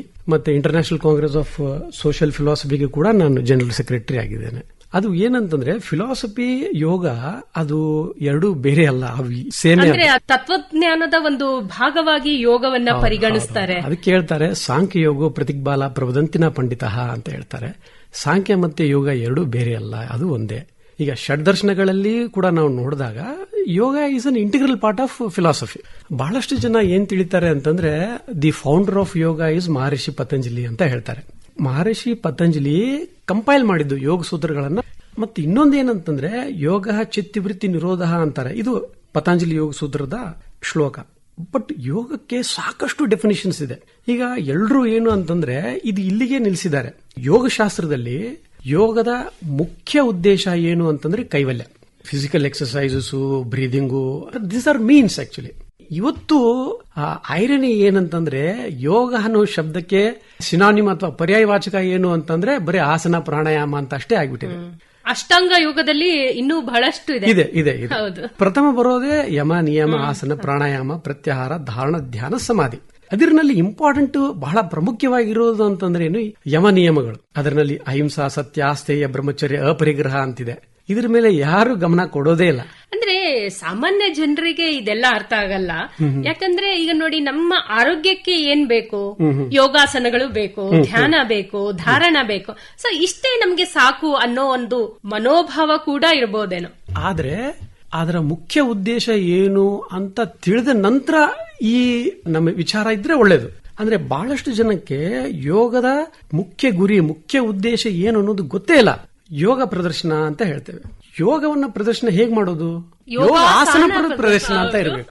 ನಮ್ಮ ಆದರಣೀಯ ಪ್ರಧಾನಮಂತ್ರಿಗಳ ಶ್ರಮದಿಂದ ಈಗ ಇಂಟರ್ನ್ಯಾಷನಲ್ ಯೋಗ ಡೇ ಅಂತ ಆಯ್ತು. ಈಗ 2015 ಹಿಡಿದು ಈಗವರೆಗೂ ನೀವೇನಾದ್ರೂ ಆ ಥೀಮ್ಸ್ ಅನ್ನ ಸ್ವಲ್ಪ ನೀವು ಗಮನ ಕೊಟ್ರೆ, ಫಸ್ಟ್ ಏನಂತ ಹೇಳಿದ್ರು, ಯೋಗ ಫಾರ್ ಹಾರ್ಮೋನಿ ಅಂತ ಪೀಸ್ ಅಂತ ಹೇಳಿದ್ರು first. Second, yoga for sustainable developmental goals ಅಂತ ಹೇಳಿದ್ರು. ಆನಂತರ ಯೋಗ ಫಾರ್ ವೆಲ್ನೆಸ್ ಅಂತ ಹೇಳಿದ್ರು. ಆನಂತರ ಯೋಗ ಫಾರ್ ಪೀಸ್ ಅಂತ ಹೇಳಿದ್ರು. ಆನಂತರ ಯೋಗ ಫಾರ್ ಹೆಲ್ದಿ ಹಾರ್ಟ್ ಅಂತ ಹೇಳಿದ್ರು. ಆನಂತರ ಯೋಗ ವಿತ್ ಫ್ಯಾಮಿಲಿ ಅಂದ್ರು. ಯೋಗ ವಿತ್ ವೆಲ್ನೆಸ್ ಅಂತ ಹೇಳಿದ್ರು. ಯೋಗ ಫಾರ್ ಹ್ಯುಮ್ಯಾನಿಟಿ ಅಂತ ಹೇಳಿದ್ರು. ಯೋಗ ಫಾರ್ ವಸುಧೈವ ಕುಟುಂಬಕಂ ಅಂತ ಹೇಳಿದ್ರು. ಯೋಗ ಫಾರ್ ಸೆಲ್ಫ್ ಅಂಡ್ ಸೊಸೈಟಿ ಅಂತ ಹೇಳಿದ್ರು. ಆ ನಂತರ ಯೋಗ ಒನ್ ವರ್ಲ್ಡ್ ಒನ್ ಹ್ಯುಮ್ಯಾನಿಟಿ ಅನ್ನೋ ಕಾನ್ಸೆಪ್ಟ್ ಆ ನಂತರ ಬಂತು. ಈಗ ಯೋಗ ಫಾರ್ ಹೆಲ್ದಿ ಏಜಿಂಗ್ ಅಂತ ಹೀಗೆ ಬಂತು. ಸೊ ಈ ಎಲ್ಲದರಲ್ಲೂ ನಾವು ನೋಡಿದ ಕೂಡ ಪ್ರಾಮುಖ್ಯತೆ ಕೊಟ್ಟಿರೋದು ಹೆಲ್ತ್ಗೆ, ಪೀಸ್ಗೆ, ಹಾರ್ಮೋನಿಗೆ. ಬಟ್ ಇಲ್ಲಿ ಎಲ್ಲಿ ಕೂಡ ಯೋಗದ ಮುಖ್ಯ ಉದ್ದೇಶ ಎಲ್ಲೂ ರಿಫ್ಲೆಕ್ಟ್ ಆಗ್ತಾನೆ ಇಲ್ಲ. ಅಂದ್ರೆ ಸಾಮಾನ್ಯ ಜನರಿಗೆ ಏನು ಅರ್ಥ ಮಾಡಿಸ್ಬೇಕು ಅದನ್ನಷ್ಟೇ ಹೇಳ್ತಾ ಇದ್ದಾರೆ ಅಂತ ಇಲ್ಲ, ಎರಡು ಬೇಕು ಅಂತ ಹೇಳ್ತಾರೆ. ನೀವ್ ಹೇಳೋ ಯಮ ನಿಯಮ ಇವೆಲ್ಲ ನೋಡಿದ್ರೆ ಅಂದ್ರೆ ಆಚರಿಸೋದು ಸ್ವಲ್ಪ ಸಾಮಾನ್ಯ ಜನರಿಗೆ ಕಠಿಣವಾಗಿರುತ್ತದೆ. ಹಾಗಾಗಿ ನಿಮ್ಮ ಆರೋಗ್ಯ ಸ್ವಸ್ಥವಾಗಿರ್ಬೇಕು ಅಂತಂದ್ರೆ ನೀವು ಆಸನ ಮಾಡಿ, ಧ್ಯಾನ ಮಾಡಿ, ಮಾನಸಿಕ ಆರೋಗ್ಯಕ್ಕಾಗಿ ಧ್ಯಾನ ಮಾಡಿ ಅಂತ ಹೇಳ್ತಾ ಇದ್ದಾರೇನೋ ಅಂತ. ಇನ್ನೊಂದೇನಂದ್ರೆ, ಯಾರು ಯೋಗ ಸಾಧನೆ ಮಾಡ್ತಾರೆ ಅವರು ಎಲ್ಲರೂ ಶ್ಲೋಕಗಳ ಸ್ಪಷ್ಟ ಉಚ್ಚಾರಣೆ ಮಾಡ್ಬೇಕು ಅನ್ನೋದು, ಅದರ ಅರ್ಥ ತಿಳ್ಕೊಂಡ್ರೆ ಸಾಕು. ಏಮ್ಸ್ ಡೆಲ್ಲಿನಲ್ಲಿ ಅವರು ಒಂದು ಮೋಟೋ ಇದೆ, ಶರೀರ ಮಧ್ಯ ಕಲು ಧರ್ಮ ಸಾಧನಂ ಅಂತ ಹೇಳಿದೆ. ಇದು ಕಾಳಿದಾಸ ಬರೆದಿರುವಂತ ಕುಮಾರ ಸಂಭವದಿಂದ ಬಂದಿದೆ. ಅಲ್ಲಿ ಶಿವ ಪಾರ್ವತಿ ಅವ್ರಿಗೆ ಹೇಳ್ತಾರೆ, ಏನ್ ಹೇಳ್ತಾರೆ ಅಂದ್ರೆ, ಶರೀರ ಮಧ್ಯ ಕಲು ಧರ್ಮ ಸಾಧನಂ ಅಂದ್ರೆ ನೀವು ಆರೋಗ್ಯವಾಗಿ ಇದ್ರೇನೆ ಎಲ್ಲಾ ಧರ್ಮಗಳನ್ನ ನೀವು ಪಾಲನೆ ಮಾಡಬಹುದು, ಸಾಧನೆ ಮಾಡಬಹುದು ಅಂತ. ಹಾಗಾಗಿ ಹೆಲ್ದಿ ಬಾಡಿ, ಹೆಲ್ದಿ ಮೈಂಡ್ ಅನ್ನೋದು ಏನಿದೆ, ಇದು ಒಂದು ಮಾಧ್ಯಮ, ಇದು ಅಂತಿಮ ಗುರಿ ಅಲ್ಲ ಅಂತ ಹೇಳಲಿಕ್ಕೆ ಇಷ್ಟಪಡ್ತೇನೆ. ಸರಿ, ಯೋಗ ಮತ್ತು ತತ್ವಶಾಸ್ತ್ರದಲ್ಲಿ ಅನೇಕ ಪುಸ್ತಕಗಳನ್ನ ಬರೆದಿರಿ, ಆ ಕುರಿತಾಗಿ ಹೇಳಿ. ವೇದಾಂತ ಫಾರ್ ವರ್ಲ್ಡ್ ಪೀಸ್ ಅಂತ ಈಗ ರೀಸೆಂಟ್ಲಿ ಬರೆದಿರುವಂತಹ ಬುಕ್. ಅದರಲ್ಲಿ ವಿಶ್ವಶಾಂತಿಗೆ ವೇದಾಂತದ ಕೊಡುಗೆ ಏನು ಅನ್ನೋದು ಇದನ್ನ ಬರೆದಿದ್ದೇನೆ. ಬಹಳಷ್ಟು ಫಿಲಾಸಫಿ ರಿಲೇಟೆಡ್. ಈಗ ಧರ್ಮ ಅಂದ್ರೆ ಏನು, ನನ್ನ ಸ್ಪೆಷಲೈಸೇಷನ್ ಬಂದು ಭಾರತೀಯ ತತ್ವಶಾಸ್ತ್ರದಲ್ಲೇ ನನ್ನ ಸ್ಪೆಷಲೈಸೇಷನ್ ಇರೋದು. ಹೀಗಾಗಿ ಬಹಳಷ್ಟು ರಿಸರ್ಚ್ ಆರ್ಟಿಕಲ್ಸ್, ಜರ್ನಲ್ಸ್, ಬುಕ್ಸ್ ಎಲ್ಲ ಪಡೆದಿದ್ದೇನೆ. ಯೋಗದಲ್ಲಿ ಕೂಡ ಈಗ ರೀಸೆಂಟ್ಲಿ ಈ ಇಂಟರ್ನ್ಯಾಷನಲ್ ಯೋಗ ಡೇಗೆ ಒಂದು ಆರ್ಟಿಕಲ್ ಅನ್ನ ಬರೆದಿದ್ದೇನೆ. ಅದರಲ್ಲಿ ಏನ್ ಮಾಡಿದ್ದೇನೆ ಅಂತಂದ್ರೆ, ಎಲ್ಲಾ ಗ್ರಂಥಗಳನ್ನು, ಬರೀ ಪತಂಜಲಿ ಯೋಗ ಸೂತ್ರ ಅಷ್ಟೇ ಅಲ್ಲ, ಅದರಲ್ಲಿ ಭಗವದ್ಗೀತಾ ಆಗಿರ್ಬೋದು, ಹಠಯೋಗ ಪ್ರದೀಪಿಕಾ ಆಗಿರ್ಬೋದು, ಗ್ರಂಥ ಸಂಹಿತ ಆಗಿರ್ಬೋದು, ಶಿವ ಸಂಹಿತ ಆಗಿರ್ಬೋದು, ಅಥವಾ 20 ಯೋಗ ಉಪನಿಷತ್ತುಗಳಾಗಿರ್ಬೋದು, ಇದನ್ನ ಎಲ್ಲವನ್ನ ಅಧ್ಯಯನ ಮಾಡಿ ಅದೊಂದು ಲೇಖನ ಬರೆದಿದ್ದೇನೆ. ಸಾಮಾನ್ಯವಾಗಿ ನಾವು ಪತಂಜಲಿ ಮಹರ್ಷಿಯನ್ನ ಯೋಗದ ಪಿತಾಮಹ ಅಂತ ಹೇಳ್ತೀವಿ, ಆದ್ರೆ ಆದಿ ಯೋಗಿ ಅಂತ ಶಿವನಿಗೆ ಮೊದಲಿಂದ ಇದೆ. ಹೌದು ಸರ್, ಜೂನ್ ಅಂತಂದ್ರೆ ಈಗ ಯೋಗ ಮಂತ್ ಅಂತ ಹೇಳ್ತಾರೆ. ಈ ಸಲದ ಅಧಿಕೃತ ಘೋಷವಾಕ್ಯ ಏನು ಯೋಗ ದಿನದ್ದು, ಹಾಗೆ ಅದರ ಉದ್ದೇಶ ಏನು? ಈ ವರ್ಷದ ಇಂಟರ್ನ್ಯಾಷನಲ್ ಯೋಗ ಡೇ ಥೀಮ್ ಏನಂತಂದ್ರೆ, ಯೋಗ ಫಾರ್ ಹೆಲ್ದಿ ಏಜಿಂಗ್ ಅಂತ ಅವರು ಕೊಟ್ಟಿದ್ದಾರೆ. ಏಜ್ ಅನ್ನೋದು ಏನಿದೆ, ಯಾಕಂದ್ರೆ ಮೆಟಬಾಲಿಕ್ ಮತ್ತೆ ಕೆಟಬಾಲಿಕ್ ಆಕ್ಟಿವಿಟೀಸ್ ಏನಿದೆ ಅದು ನಾವು ನಿಲ್ಲಿಸಲಿಕ್ಕೆ ಸಾಧ್ಯವೇ ಇಲ್ಲ. ಬಟ್ ಹೆಲ್ದಿ ಏಜಿಂಗ್ ಏನಂತಂದ್ರೆ, ಆ ಏಜಿಂಗ್ ಪ್ರೊಸೆಸ್ ಅನ್ನು ಏನಿದೆ ಅದನ್ನ ನಾವು ಥ್ರೂ ಯೋಗ ಪ್ರಾಕ್ಟೀಸ್ ದಿಂದ ನಾವು ಅದನ್ನ ಸ್ಲೋ ಡೌನ್ ಮಾಡಬಹುದು. ಯಾಕಂದ್ರೆ ಈಗ ನೋಡಿ, 2 ಪ್ರಕಾರದ ಏಜ್ ಇರುತ್ತೆ. ಒಂದು ಕ್ರೊನಾಲಜಿಕಲ್ ಏಜ್ ಇರುತ್ತೆ, ಇನ್ನೊಂದು ಮೆಟಬಾಲಿಕ್ ಏಜ್ ಇರುತ್ತೆ. ಕ್ರೊನಾಲಜಿಕ್ ಏಜ್ ಅಂದ್ರೆ ನಮ್ಮ ಬರ್ತ್ ಸರ್ಟಿಫಿಕೇಟ್ ಮೇಲೆ ನಿರ್ಧಾರವಾಗಿರುತ್ತೆ. ಆದ್ರೆ ಮೆಟಬಾಲಿಕ್ ಏಜ್ ಅಂದ್ರೆ that is the age of your body. So ನಮ್ಮ ಕ್ರೊನಾಲಜಿ ಏಜ್ ಕಿಂತ ನಮ್ಮ ಮೆಟಬಾಲಿಕ್ ಏಜ್ ಏನಾದ್ರೂ ಕಮ್ಮಿ ಇತ್ತಂತಂದ್ರೆ then that person is healthy, ಆರೋಗ್ಯವಾಗಿದ್ದಾನೆ ಅಂತ ಅರ್ಥ. ಯೋಗದಿಂದ ಇದನ್ನ ನಾವು ಸಾಧನೆ ಮಾಡಬಹುದು. ಮತ್ತೆ ಇನ್ನೊಂದು ಏನಂತಂದ್ರೆ, ನಾವು ಯೋಗ ಅಂತ ಈ ಶಬ್ದ ಬಳಸುವಾಗ ನಾವು ಆಸನಗಳ ಅಂತ ಇಂಪ್ಲೈ ಮಾಡ್ತಾ ಇದೀವ, ಪ್ರಾಣಾಯಾಮ ಅಂತ ಇಂಪ್ಲೈ ಮಾಡ್ತಾ ಇದೀವ, ಯಮ ನಿಯಮಗಳಂತ ಇಂಪ್ಲೈ ಮಾಡ್ತಾ ಇದ್ದೇವೆ. ಇದು ಅನ್ನೋದು ತುಂಬಾ ಇಂಪಾರ್ಟೆಂಟ್. ಎಷ್ಟೋ ಏಜ್ ಆಗಿರ್ಲಿ, ಪ್ರಾಣಾಯಾಮ ಯಾರು ಬೇಕಾದ್ರೂ ಮಾಡಬಹುದು. Even the person who is resting on bed also can do pranayama. ಆಸನಗಳು ಕೂಡ ಅಷ್ಟೇ, ಸಿಂಪಲ್ ಆಸನಗಳನ್ನು ಮಾಡಬಹುದು ವಿತ್ ಮಿನಿಮಲ್ ಸ್ಟ್ರೆಂತ್. ಇಲ್ಲಿ ಏನಂತಂದ್ರೆ, it's more about being in that posture. ಎಷ್ಟೊತ್ತು ನಿಲ್ತೀವಿ ಆ ಒಂದು ಆಸನದಲ್ಲಿ, ಪೂರ್ಣ ಸ್ಥಿತಿ ಬಂದಾಗ. ಹೌದೌದು, ಅದು ತುಂಬಾ ಇಂಪಾರ್ಟೆಂಟ್. ಅಷ್ಟೇ ಅಲ್ಲ, ಆ ಆಸನ ಮಾಡುವಾಗ ನಮ್ಮ ಧ್ಯಾನ ಎಲ್ಲಿದೆ, ಬ್ರೀದಿಂಗ್ ಪ್ಯಾಟರ್ನ್ ಹೇಗಿದೆ ಅನ್ನೋದು ಅದು ತುಂಬಾ ಮುಖ್ಯ. ಅಂದ್ರೆ ಬೆಂಡ್ ಆಗುವಾಗ ಎಕ್ಸೆಲ್ ಆಗುತ್ತೆ, ಆ ಸ್ಟ್ರೆಚ್ ಆಗುವಾಗ ಇನ್ಹೇಲ್ ಆಗುತ್ತೆ. ಆ ಪೂರ್ಣ ಸ್ಥಿತಿ ಬಂದಾಗ ಇನ್ ದಿ ಬಿಗಿನಿಂಗ್ ಸ್ಟೇಜಸ್ ನಮ್ಮ ಬ್ರೀದಿಂಗ್ ಪ್ಯಾಟರ್ನ್ ಅನ್ನ ನಾರ್ಮಲ್ ಆಗಿ ಇಡಬಹುದು. ಸರ್, ಇತ್ತೀಚೆಗೆ ಗುಜರಾತ್ ನಲ್ಲಿ ನಡೆದ ವರ್ಲ್ಡ್ ಯೋಗಾಸನ ಚಾಂಪಿಯನ್ಶಿಪ್ ನಲ್ಲಿ ಸುಮಾರು 79 ರಾಷ್ಟ್ರಗಳು ಭಾಗವಹಿಸಿದ್ದು, ಅದರಲ್ಲಿ ಭಾರತ 114 ಮೆಡಲ್ ಪಡೆದು ಚಾಂಪಿಯನ್ ಆಗಿತ್ತು. ರಾಘವೇಂದ್ರ ಅವರೇ ಹೇಳಿ, ಯೋಗ ಮೊದಲು ಅಧ್ಯಾತ್ಮ, ನಂತರ ಆರೋಗ್ಯ, ಈಗ ಕ್ರೀಡೆಯಾಗಿ ಬದಲಾಗ್ತಾ ಇದೆ. ಈ ಕುರಿತು ನಿಮ್ಮ ಅಭಿಪ್ರಾಯವೇನು? ಇತ್ತೀಚೆಗಂತೂ ಅದು ಕ್ರೀಡೆಯಾಗಿ ಬದಲಾವಣೆ ಆಗ್ತಾ ಇದೆ. ಅನೇಕ ಸ್ಪರ್ಧೆಗಳು ನಡೀತಾ ಇದೆ ಅಲ್ಲಲ್ಲಿ. ಏನ್ ಹೇಳ್ತೀರಿ ಇದಕ್ಕೆ? ಈ ಸ್ವರ್ಣ ಪದಕಗಳನ್ನ ಪಡೆದಿದ್ದಾರೋ ಅಥವಾ ಯಾರು ಇಂಟರ್ನ್ಯಾಷನಲ್ ಚಾಂಪಿಯನ್ಶಿಪ್ ನಲ್ಲಿ ನಮ್ಮ ಭಾರತವನ್ನ ರಿಪ್ರೆಸೆಂಟ್ ಮಾಡಿದಾರೋ ಅವ್ರಿಗೆಲ್ಲರಿಗೂ ಕಂಗ್ರಾಚುಲೇಷನ್ಸ್. ತುಂಬಾ ಹೆಮ್ಮೆ ಪಡುವಂತ ವಿಷಯ ಇದು. ಒಳ್ಳೇದೇ ಆಕ್ಚುಲಿ. ಈಗ ಸ್ಪೋರ್ಟ್ ಅಂತ ಬಂದಿದ ನಂತರ ಅದು ಏನಾಗುತ್ತೆ, ಇಡೀ ವರ್ಲ್ಡ್ ನಲ್ಲಿ ಸ್ಪ್ರೆಡ್ ಆಗುತ್ತೆ. ಹಾಗಾಗಿ ನಮ್ಮ ಭಾರತೀಯ ಸಂಸ್ಕೃತಿ, ನಮ್ಮ ಜ್ಞಾನ ಪರಂಪರೆ ಎಲ್ಲ ಕಡೆ ಸ್ಪ್ರೆಡ್ ಆಗುತ್ತೆ. ವಿಶ್ವಗುರು ಅಂತ ನಾವೇನು ಹೇಳ್ತಾ ಇದೀವಿ ಅದು ಈಗ ನಿಜ ಆಗ್ತಾ ಇದೆ ಅನ್ನೋ ಇದು ಒಂದು ಸೂಚಕ. ಸೊ ಈಗ ಸ್ಪರ್ಧೆಯಾಗಿ ಯೋಗ ನಡೆದ್ರೆ ಅನೇಕ ಕಾಂಪಿಟೇಷನ್ಗಳು ನಡೀತದೆ. ಸೊ ಹಾಗಾಗಿ ದೇಶ ವಿದೇಶದಲ್ಲಿ ಎಲ್ಲರೂ ಭಾಗವಹಿಸ್ಲಿಕ್ಕೆ ಇಷ್ಟಪಡ್ತಾರೆ. ನೀವೀಗ ಯೋಗ ಮಾಡ್ರಿ, ದಿನ ಮನೆಯಲ್ಲಿ ಆರೋಗ್ಯವಂತರಾಗಿರ್ತೀರಿ ಅಂತಂದ್ರೆ ಯಾರು ಮಾಡಲ್ಲ. ಸೊ ಅದೇ ಸ್ಪರ್ಧೆಯಾಗಿ ತೆಗೆದುಕೊಂಡು ನಿನ್ನ ಭವಿಷ್ಯ ಇದರಲ್ಲಿ ಭದ್ರವಾಗಿದೆ ಅಂತ ಹೇಳಿದಾಗೆ ಮಾಡ್ತಾರೆ. ಆ ರೀತಿ ಬದಲಾವಣೆ ಆಗ್ಬೋದೇನೋ ಯೋಗವನ್ನು ಕ್ರೀಡೆಯಲ್ಲಿ ಅಳವಡಿಸಿಕೊಂಡ್ರೆ? ಇಲ್ಲ, ಒಳ್ಳೇದೇ. ಸ್ಪೋರ್ಟ್ಸ್ ಮೆನ್ ಅಷ್ಟೇ ಇದನ್ನ ಏನಾದ್ರೂ ಅವರು ಫಾಲೋ ಮಾಡಿದ್ರೆ ಸೊಸೈಟಿ ಇಂಪ್ರೂವ್ ಆಗ್ಲಿಕ್ಕೆ ಸಾಧ್ಯವೇ ಇಲ್ಲ. The entire society should follow it. ಅದಕ್ಕೆ ಈಗ ನಾವು ಫಾರ್ ಎಕ್ಸಾಂಪಲ್ ನಮ್ಮ ಆಯುರ್ವೇದಿಕ್ ಗ್ರಂಥಗಳಲ್ಲೆಲ್ಲ ನಾವು ನೋಡಿದ್ರೆ ಅಷ್ಟಾಂಗ ಹೃದಯಮ ಆಗಲಿ, ಅಷ್ಟಾಂಗ ಸಂಗ್ರಹ ಆಗಲಿ, ಎರಡು ತುಂಬಾ ಪ್ರಮುಖವಾದ ಕಾನ್ಸೆಪ್ಟ್ಸ್ ಇರುತ್ತೆ. ಒಂದು ದಿನಚರ್ಯ, ಒಂದು ಋತುಚರ್ಯ ಅಂತ.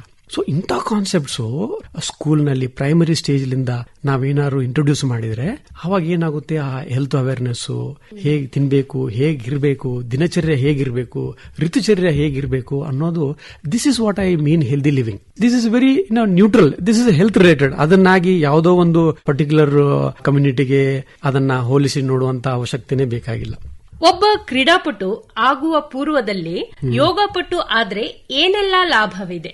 ಯಾವುದೋ ಒಂದು ಸ್ಪೋರ್ಟ್ಸ್ ಮ್ಯಾನ್ ಯೋಗ ಮಾಡಿ ಆನಂತರ ಬೇರೆ ಕ್ರೀಡೆಗೆ ಹೋಗ್ಲಿ ಅಥವಾ ಬೇರೆ ಕ್ರೀಡೆ ಮಾಡಿ ಆನಂತರ ಯೋಗಕ್ಕೆ ಬರಲಿ, ತುಂಬಾ ಪ್ರಾಮುಖ್ಯ ಅಂತಂದ್ರೆ ಅವನೇನಾದ್ರೂ ಒಂದು ಸ್ಪೋರ್ಟ್ ನಲ್ಲಿ ಅವನೇನಾದ್ರೂ ಅವನ ಡೆಡಿಕೇಶನ್, ಅವನ ಡಿಸಿಪ್ಲಿನ್ ಇತ್ತು ಅಂದ್ರೆ ಅವನು ಯಾವ ಸ್ಪೋರ್ಟ್ ಬೇಕಾದ್ರೂ ಅವ್ನು ಮಾಡಬಹುದು. ಹಾಗಾಗಿ ನೋಡಿ, ನಾನು basically I came from martial arts background. ಆನಂತರ ಐ ಕೇಮ್ ಟು ಯೋಗ. ಹಾಗಾಗಿ ನನಗೆ ಯೋಗ ಏನೂ ಕಷ್ಟ ಆಗ್ಲಿಲ್ಲ. ಆನಂತರ then I started doing strength training, body building. ಅದು ಕೂಡ ನನಗೆ ಕಷ್ಟ ಆಗ್ಲಿಲ್ಲ. So this is my personal experience. ಅಂದ್ರೆ ಆ ವ್ಯಕ್ತಿ ಯಾವುದೋ ಒಂದು ಸ್ಪೋರ್ಟ್ ಇರಲಿ, but if is a sportsman, discipline sportsman, ಅವನು ಯಾವ ಫೀಲ್ಡ್ ಬೇಕಾದ್ರೂ ಅವ್ನು ಆರಿಸ್ಕೋಬಹುದು. ಆ ಸಬ್ಸ್ಟ್ರಾಕ್ಟಮ್, ಆ ಬೇಸ್ ಏನಿದೆಯಲ್ಲ, that the sports will give him. ಅಂದ್ರೆ ಈಗ ಯಾವುದೇ ಒಂದು ಕ್ರೀಡೆಗೆ ಯೋಗ ಒಂದು ಬುನಾದಿ ಆಗ್ಬೋದಾ ಅಂತ? 100%. ಈಗ ನೋಡಿ, ಯೋಗ ಅಂತಂದ್ರೆ ಒಂದು ಸ್ಪೋರ್ಟ್ಸ್ ಮ್ಯಾನ್ಗೆ ಮೆಂಟಲ್ ಕಂಡೀಷನಿಂಗ್ ಅನ್ನೋದು ತುಂಬಾ ತುಂಬಾ ಇಂಪಾರ್ಟೆಂಟ್. ಆ ಮೆಂಟಲ್ ಕಂಡೀಷನಿಂಗ್ ಇಲ್ಲ ಅಂತಂದ್ರೆ he cannot be a successful sportsman. ಯಾಕಂದ್ರೆ ಸ್ಪೋರ್ಟ್ಸ್ ಅಂತಂದ್ರೆ ಗೆಲುವು ಮತ್ತೆ ಸೋಲು ಏನಿದೆಯೋ, this is an integral part of a sportsman life. Yoga ಶಾಸ್ತ್ರದಲ್ಲಿ ಪ್ರಮುಖವಾದ ಇನ್ನೊಂದು ಗ್ರಂಥ ಏನು ಅಂತಂದ್ರೆ ಅದು ಶ್ರೀಮದ್ ಭಗವದ್ಗೀತೆ. ಶ್ರೀಮದ್ ಭಗವದ್ಗೀತೆ ಏನು ಹೇಳುತ್ತೆ ಅಂತಂದ್ರೆ ಸ್ಥಿತಪ್ರಜ್ಞಾ ಅಂತ ಹೇಳುತ್ತೆ. ಜಯದಲ್ಲಿನೂ ಅಪರಜಯದಲ್ಲಿನೂ, ಗೆಲುವಿನಲ್ಲಿನೂ ಸೋಲಿನಲ್ಲೂ ಯಾವಾಗಲೂ ಸಮಾನ ಸ್ಥಿತಿಯಲ್ಲಿ ಇರಬೇಕು ಅಂತ ಹೇಳುತ್ತೆ. ಅಂದ್ರೆ ಸಮಚಿತ್ತತೆ. ಹೌದು ಹೌದು ಹೌದು. ಅದೇ ಪ್ರಕಾರ ಇನ್ನೊಂದು ಕಾನ್ಸೆಪ್ಟ್ ಕೂಡ ಶ್ರೀಮದ್ ಭಗವದ್ಗೀತೆ ಹೇಳುತ್ತೆ, ತಿತಿಕ್ಷಾ ಅಂತ.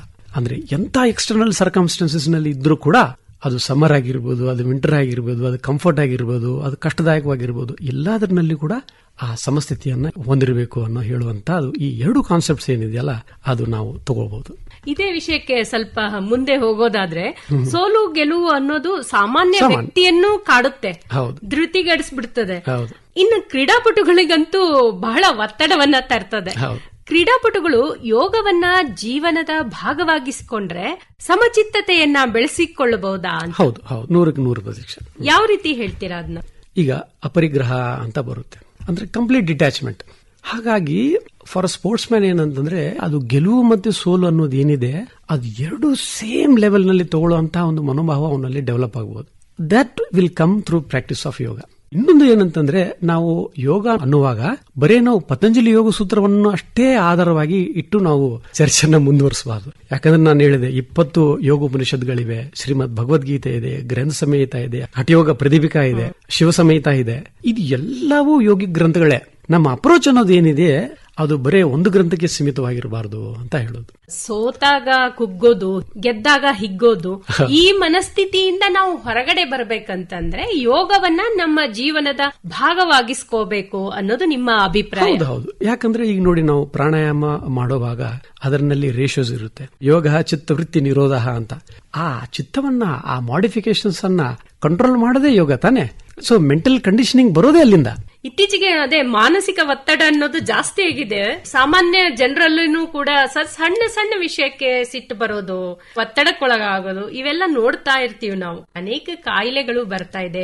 ಸೊ ಇದನ್ನೆಲ್ಲ ನಿಯಂತ್ರಣದಲ್ಲಿ ಇಟ್ಕೋಬೇಕಂದ್ರೆ ಯೋಗ ನಮ್ಗೆ ಬಹಳ ಉಪಯೋಗ ಅಂತ ಹೇಳಬಹುದು. ಹೌದೌದು. ಅಷ್ಟೇ ಅಲ್ಲ, ಅದರಲ್ಲಿ ಯಾವ ಪ್ರಕಾರ ನಾವು ಭೋಜನವನ್ನ ಮಾಡಬೇಕು ಅನ್ನೋದ್ರ ಬಗ್ಗೆ ಅದ್ರ ಕುರಿತ ಕೂಡ ತುಂಬಾ ವಿವರಣೆ ಇದೆ. ಈಗ ಆಸ್ ಅ ಸ್ಪೋರ್ಟ್ಸ್ ಮ್ಯಾನ್ ಒಳ್ಳೆ ಟಾಪಿಕ್ ಅನ್ನ ನೀವು ರೇಸ್ ಮಾಡಿದ್ರಿ.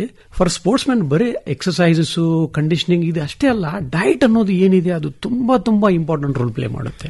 ಯೋಗಾಸನ ಮಾಡುವ ಪೂರ್ವದಲ್ಲಿನೂ ಕೂಡ ಸಿದ್ಧತೆಯನ್ನ ಮಾಡ್ಕೋಬೇಕು ಅಂತ ಹೇಳ್ತೀರಿ. ಅಂದ್ರೆ ಊಟ ಹೇಗ್ ಮಾಡ್ಬೇಕು, ನಿದ್ದೆ ಹೇಗ್ ಮಾಡ್ಬೇಕು, ಅವನ ದಿನಚರಿ ಹೇಗಿರ್ಬೇಕು ಅನ್ನೋದ್ರ ಕುರಿತಾಗಿನೂ ಕೂಡ ಯೋಗದ ಪೂರ್ವದಲ್ಲಿದೆ. ಅಂದ್ರೆ ಯೋಗಾಸನ ಮಾಡುವ ಪೂರ್ವದಲ್ಲಿ ಅದೇ ಯಮ ನಿಯಮ ಅಂತ ನೀವ್ ಹೇಳಿದ್ರಲ್ಲ, ಆ ರೀತಿ. ಅದೇ ಪ್ರಕಾರ ನಾವು ಹಠಯೋಗ ಪ್ರದೀಪಿಕದಲ್ಲಿ ನಾವು ನೋಡಿದ್ರು ಕೂಡ ಅವರು ಯೋಗಾಸನಕ್ಕಿಂತ ಮುಂಚೆ ಷಟ್ಕ್ರಿಯೆಗಳು ಅಂತ ಹೇಳ್ತಾರೆ, ಪ್ಯೂರಿಫಿಕೇಶನ್ ಟೆಕ್ನಿಕ್ಸ್. ಅದನ್ನೆಲ್ಲ ಪ್ಯೂರಿಫೈ ಮಾಡಿ ಆನಂತರ ನಮ್ಮ ಶರೀರವನ್ನ ಆ ಸ್ಟೇಜ್ಗೆ ಅವರು ತಗೊಂಡ್ ಬಂದಿದ ನಂತರ ಆನಂತರ ಯೋಗ ಅಭ್ಯಾಸ ಪ್ರಾರಂಭವಾಗುತ್ತದೆ. ಷಟ್ಕ್ರಿಯೆಗಳು ಇದು ತುಂಬಾ important aspect of yoga. Sir, ಇತ್ತೀಚೆಗೆ ಕ್ರೀಡಾಪಟುಗಳು ಚಿಕ್ಕ ವಯಸ್ಸಿನಲ್ಲಿ ಕ್ರೀಡಾಂಗಣದಲ್ಲಿ ಕುಸಿದು ಬೀಳುವ ಸನ್ನಿವೇಶವನ್ನ ನಾವು ಆಗಾಗ ಕಾಣ್ತಾ ಇರ್ತೀವಿ. ಇದಕ್ಕೆ ಯೋಗದಲ್ಲಿ ಪರಿಹಾರ ಇದೆನಾ ಅಂತ? ಅಲ್ಲ, ಡೆಫಿನೆಟ್ಲಿ. ಏನಂತಂದ್ರೆ, ಒಂದು ನಾನು ಏನ್ ಹೇಳಿದೆ ಅಂದ್ರೆ ಡೈಟರಿ ಹ್ಯಾಬಿಟ್ಸ್, ಮತ್ತು ಇನ್ನೊಂದು ಏನಂತಂದ್ರೆ ಸ್ಟ್ರೆಸ್, ಕಾರ್ಟಿಸಾಲ್ ಲೆವೆಲ್ಸ್. ಹಾಗಾಗಿ ಇನ್ನೊಂದು ಏನಂತಂದ್ರೆ ಪ್ರತಿಯೊಂದು ಸ್ಪೋರ್ಟ್ಸ್ ಮ್ಯಾನು ರೆಗ್ಯುಲರ್ ಇಂಟರ್ವಲ್ಸ್ ನಲ್ಲಿ ಅವನು ಬ್ಲಡ್ ವರ್ಕ್ ಅನ್ನು ಅವನು ಮಾಡಿಸಲೇ ಇರಬೇಕು. ಯಾಕಂದ್ರೆ ಎಕ್ಸ್ಟರ್ನಲ್ಲಿ ನೋಡ್ಲಿಕ್ಕೆ ಹೆಲ್ದಿ ಆಗಿದ್ರು ಕೂಡ ಇಂಟರ್ನಲ್ಲಿ ಬಾಡಿ ಕಂಡೀಷನ್ ಏನಿದೆ ಅಂತ ಗೊತ್ತಾಗಲ್ಲ. ಫಾರ್ ಎಕ್ಸಾಂಪಲ್, ನಾವು ಒಬೆಸಿಟಿ ಅಂತ ಹೇಳ್ತೇವೆ. ಈಗ ಸಬ್ಕ್ಯೂಟಿನಸ್ ಫ್ಯಾಟ್ ಗಿಂತ ತುಂಬಾ ಡೇಂಜರಸ್ ಇರೋದು ವಿಸರಲ್ ಫ್ಯಾಟ್. ಹಾಗಾಗಿ ಎಕ್ಸ್ಟರ್ನಲ್ಲಿ ನೋಡಿದ್ರೆ he may be slim and fine, but internally ಆ ವಿಸರಲ್ ಫ್ಯಾಟ್ ಲೆವೆಲ್ ಏನಿದೆ ಅನ್ನೋದು ತುಂಬಾ ಕಷ್ಟ. At regular intervals blood work ಮಾಡ್ಕೊಳ್ಳೋದು ತುಂಬಾ important for a sportsman. Parameters ನಲ್ಲಿ ಏನಾದ್ರೂ ಸ್ವಲ್ಪ ಡಿಫರೆನ್ಸಸ್ ಏನಾದ್ರು ಕಂಡು ಬಂದ್ರೆ ಅದನ್ನ ಇಮಿಡಿಯೇಟ್ಲಿ ನಾವು ರೆಕ್ಟಿಫೈ ಮಾಡ್ಕೋಬಹುದು. ಎಕ್ಸಸೈಸ್ ಇವೆಲ್ಲ ಬಹಳ ಫಾಸ್ಟ್ ಆಗಿ ಮಾಡ್ತೀವಿ, ಬ್ರೀದಿಂಗ್ ಫಾಸ್ಟ್ ಆಗಿರ್ತದೆ. ಹೌದು. ಅದೇ ಯೋಗ ಮಾಡುವಾಗ ನಿಧಾನವೇ ಪ್ರಧಾನ ಅಂತ ಹೇಳ್ತೀವಿ. ಹಾಗಾಗಿ ನಿಧಾನತೆಯನ್ನ ಅಳವಡಿಸಿಕೊಂಡ್ರೆ ಯೋಗದಿಂದ ಉಪಯೋಗ ಆಗ್ಬೋದಾ ಅಂತ? 100% ಡೆಫಿನೆಟ್ಲಿ. ಈ ಸ್ಲೋ ಬ್ರೀದಿಂಗ್ ಪ್ಯಾಟರ್ನ್ ಏನಿದೆ, ಅಥವಾ ನಾವೇನು ಡಯಾಫ್ರಮ್ ಅಬ್ಡಾಮಿನಲ್ ಬ್ರೀದಿಂಗ್ ಅಂತೀವಿ, ಇದು ಕೂಡ ಇಂಪಾರ್ಟೆಂಟ್. ಬಟ್ ಏನಂತಂದ್ರೆ at right proportions everything is important. ನಮ್ಮ ಮೆಂಟಲ್ ವೆಲ್ ಬೀಯಿಂಗು, ನಮ್ಮ ಆರ್ಗನ್ಸ್ ಹೆಲ್ತ್, ನಮ್ಮ ಎಂಡೋಕ್ರೈನ್ ಸಿಸ್ಟಮ್. ಈಗ ಫಾರ್ ಇನ್ಸ್ಟೆನ್ಸ್ ಈಗ ನೋಡಿ, ನಮ್ಮಲ್ಲಿ ಮೇಜರ್ ಅರೌಂಡ್ ಒಂದು 12 ಆರ್ಗನ್ ಸಿಸ್ಟಮ್ಸ್ ಇದೆ. ಆ ಪ್ರತಿಯೊಂದು ಆರ್ಗನ್ ಸಿಸ್ಟಮ್ ಪ್ರತಿಯೊಂದು ಆಕ್ಟಿವಿಟಿಗೆ ರಿಲೇಟ್ ಆಗಿರುತ್ತೆ. ಈಗ ಫಾರ್ ಎಕ್ಸಾಂಪಲ್ ಸ್ಕೆಲೆಟಲ್ ಸಿಸ್ಟಮ್, ಅದು ಜಿಮ್ ನಲ್ಲಿನೇ ಡೆವಲಪ್ ಆಗೋದು. ಅದು ಅದೇ ಪ್ರಕಾರ ರೆಸ್ಪಿರೇಟರಿ ನಾವು ನೋಡ್ತೀವಿ, ಅದು ಪ್ರಾಣಾಯಾಮದಿಂದ ಅಥವಾ ಕಾರ್ಡಿಯೋ ಆಕ್ಟಿವಿಟಿಯಿಂದ ಅದಾಗುತ್ತೆ. ಪ್ರತಿಯೊಂದು ಸಿಸ್ಟಮ್ ನೋಡಿದಾಗ ಅದನ್ನ ಕಾಪಾಡಿಕೊಳ್ಳಿಕ್ಕೆ, ಅದನ್ನ ಚೆನ್ನಾಗಿ ಇಟ್ಕೊಳ್ಳಿಕ್ಕೆ there are different activities. So ಹಾಗಾಗಿ ಆ ರೈಟ್ ಬ್ಯಾಲೆನ್ಸ್ ಬೇಕು. ಅಂದ್ರೆ ಮೊದಲಿಗೆ ಅರ್ಥ ಮಾಡ್ಕೋಬೇಕು ನಾವು. ಹೌದೌದು. ಈವನ್ ಯೋಗ ಪ್ರಾಕ್ಟೀಸ್ ಮಾಡೋರಿಗೂ ಕೂಡ ದೇ ನೀಡ್ ಸ್ಟ್ರೆಂತ್. ಸೊ ಹಾಗಾಗಿ they should do this. And ಯಾರು ಫಿಸಿಕಲ್ ಆಕ್ಟಿವಿಟಿ ಮಾಡ್ತಾರೋ ಆ yoga is an indispensable part. ಅವರು ಇದನ್ನು ಕೂಡ ಮಾಡಲೇಬೇಕು. Yoga will give you internal health, peace of mind, tranquility. It is a step towards your ಕೈವಲ್ಯ. ಸರಿ, ಈಗ ಇಂಟರ್ನಲ್ ಹೆಲ್ತ್ ಆಯ್ತು, ಎಕ್ಸ್ಟರ್ನಲ್ ಅಪಿಯರೆನ್ಸ್ ಕೂಡ ಆಯ್ತು. ನಿಮ್ಮವನ್ನ ನೀವು ರಕ್ಷಣೆ ಮಾಡ್ಕೊಳ್ಳಿಕ್ಕೆ ನಿಮ್ಮಲ್ಲಿ ಆ ವಿದ್ಯೆ ಇಲ್ಲ ಅಂತಂದ್ರೆ what will happen to you? So ಹಾಗಾಗಿ ಸೆಲ್ಫ್ ಡಿಫೆನ್ಸ್ ಕೂಡ ಬೇಕು. ಇದು ಎಲ್ಲವೂ ಬೇಕು ಇನ್ ರೈಟ್ ಪ್ರಪೋರ್ಷನ್ಸ್. ಯೋಗ, ಕ್ರೀಡೆ ಮತ್ತು ತತ್ವಶಾಸ್ತ್ರ ಒಂದಕ್ಕೊಂದು ಬೆಸೆದುಕೊಂಡಿದೆ. ಇದು ಹೌದು. ನಿಮ್ಮ ದೃಷ್ಟಿಯಲ್ಲಿ ಯಾವ ರೀತಿ ನೋಡ್ತೀರಾ ಇದನ್ನ? 3 ಇಂಡಿಸ್ಪೆನ್ಸಿಬಲ್ ಅಂತ ಹೇಳ್ತೇನೆ. ಯಾಕಂದ್ರೆ ನನ್ನ ದಿನಚರ್ಯದಲ್ಲಿ ಸ್ಟಾರ್ಟ್ ಆಗೋದೇ ಯೋಗದಿಂದ ಆ ನಂತರ ಯೋಗ ಎಲ್ಲ ಮುಗಿಸಿದ ನಂತರ then I start doing strength training ಆಗಿರ್ಬೋದು ಅಥವಾ ಮಾರ್ಷಲ್ ಆರ್ಟ್ಸ್ ಆಗಿರ್ಬೋದು. Again when I am going to bed, again it is yoga nidra and then I go to bed. ಈ ನಮ್ಮ ಬ್ಯುಸಿ ಶೆಡ್ಯೂಲ್ ನಲ್ಲಿ ನಾವು ಅಷ್ಟೊಂದು ಅನ್ಇಂಟರಪ್ಟೆಡ್ ಟೈಮ್ ಕೊಡ್ಲಿಕ್ಕೆ ಕಷ್ಟನೇ. ಈಗ ಫಾರ್ ಎಕ್ಸಾಂಪಲ್ ತಾವೆಲ್ಲರೂ ಟ್ರಾವೆಲ್ ಮಾಡ್ತಾ ಇದ್ದೀರಾ ಅಂತ ತಿಳ್ಕೊಳ್ಳಿ, ಕಾರಲ್ಲಿ ಟ್ರಾವೆಲ್ ಮಾಡ್ತಾ ಇದ್ದೀರಾ ಅಂತಂದ್ರೆ there you can do your pranayama, ಅಥವಾ ಬಹಳಷ್ಟು ಕ್ರಿಯೆಗಳಿವೆ. ಅಥವಾ ಟ್ರಾವೆಲಿಂಗ್ ಮಾಡೋದ್ರಲ್ಲಿ ಟೈಮ್ ನಲ್ಲಿನೇ ನಾವು ವಜ್ರೋಲಿ ಅಥವಾ ಸಹಜೋಲಿ ಅಥವಾ ಅಶ್ವಿನಿ ಮುದ್ರಾ ಇಲ್ಲಾಂದ್ರೆ ಮುದ್ರಾ ಮಾಡಬಹುದು. I mean it spread out actually. First ಏನಂತಂದ್ರೆ ನಮಗೆ ಯಾವ್ದು ಬೇಕು ಅನ್ನೋದನ್ನ ನಾವು ಫಸ್ಟ್ ಅದನ್ನ ನಾವು ಡಿಟರ್ಮೈನ್ ಮಾಡ್ಕೋಬೇಕು, ಅಥವಾ ನಮ್ಮಲ್ಲಿ ಯಾವ್ದು ಶಾರ್ಟ್ ಕಮಿಂಗ್ ಇದೆ ಅನ್ನೋದನ್ನ ನೋಡ್ಕೊಂಡ್ಬಿಟ್ಟು that is how you need to plan. ನಮ್ಮ ಆರೋಗ್ಯದಲ್ಲಿ ಏನ್ ತೊಂದರೆ ಇದೆ ಅದನ್ನ ನಾವು ಫಸ್ಟ್ ಅರ್ಥ ಮಾಡ್ಕೊಂಡು ಆಮೇಲೆ ಯೋಗಾಸನ ಅಥವಾ ಧ್ಯಾನ, ಧಾರಣ, ಮುದ್ರಾ ಇವೆಲ್ಲ ಮಾಡ್ಬೇಕು ಅಂತ. ಅದಕ್ಕೆ ಈ ಪ್ಲಾನ್ ಅನ್ನೋದು ಏನಿದೆ ಇಟ್ ಇಸ್ ಪ್ಯೂರ್ಲಿ ಸಬ್ಜೆಕ್ಟಿವ್. ಕೊನೆಯದಾಗಿ ಒಂದು ಪ್ರಶ್ನೆ ರಾಘವೇಂದ್ರ ಅವರೇ, ಈ ಧಾವಂತದ ಜೀವನದಲ್ಲಿ ಯೋಗಕ್ಕೆ ಸಮಯನೇ ಇಲ್ಲ ಅಂತ ಬಹಳ ಜನ ಹೇಳ್ತಾರೆ. ಅವರಿಗೆ ಏನ್ ಹೇಳಲಿಕ್ಕೆ ಬಯಸ್ತೀರಿ? ಹಾಗೆ ಶಾರ್ಟ್ ಟರ್ಮ್ ಅಲ್ಲಿ ಯೋಗ ಮಾಡಬಹುದಾ ಅಂತ? ಒಂದು 15 ನಿಮಿಷ ಇದೆ ನಮಗೆ ಟೈಮ್, ಅಷ್ಟರಲ್ಲಿಯೂ ಕೂಡ ಯೋಗ ಮಾಡಬಹುದಾ? It's a matter of priority and choice.